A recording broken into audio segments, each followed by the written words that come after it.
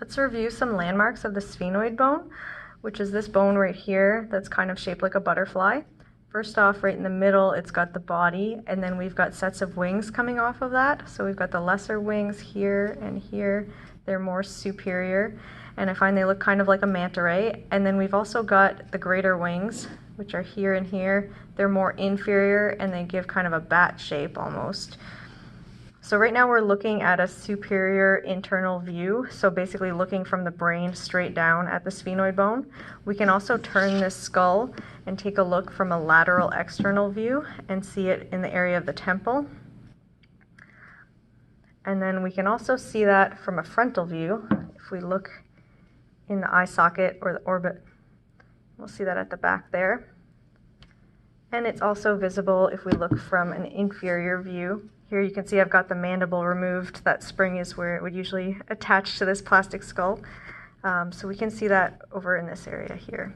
And one thing you'll notice on this view is there's a process on each side called the pterygoid process. So that's made up of a lateral and medial pterygoid plate, and then in between those two there's that scooped out area that's called the pterygoid fossa. So some important landmarks there. Now let's take a look at the bony openings that go through the sphenoid.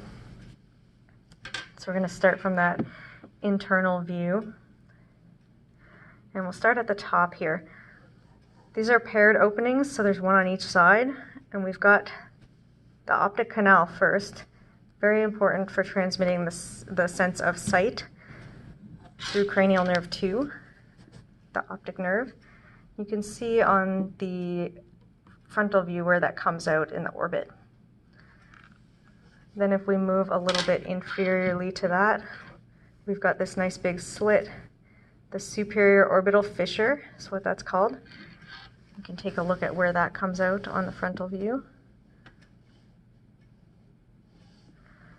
And if we continue moving inferiorly from there, next thing up we've got the Foramen Rotundum. And that's important in dentistry because our maxillary nerve is going to pass through there. So you can see where that's coming out. And then the other thing you'll notice from this view, it's not entirely within the sphenoid bone, but there's also this inferior orbital fissure right here. And that's between the sphenoid and the maxilla. So if we're looking from our frontal view into our orbit, we've got our optic canal, our superior orbital fissure, foramen rotundum, and then our inferior orbital fissure that we can see.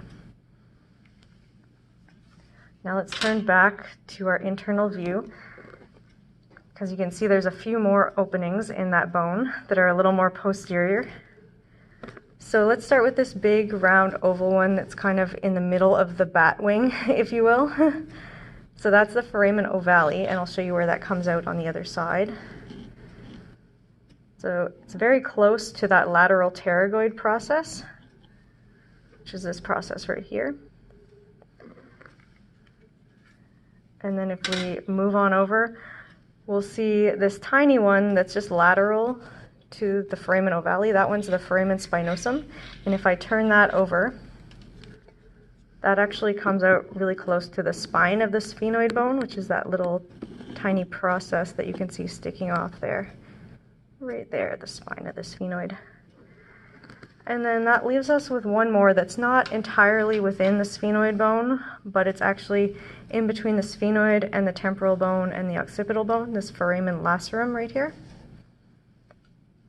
And I'll show you where that one comes out as well. So you can see that one's coming out a little more towards the medial pterygoid process, or medial pterygoid plate rather.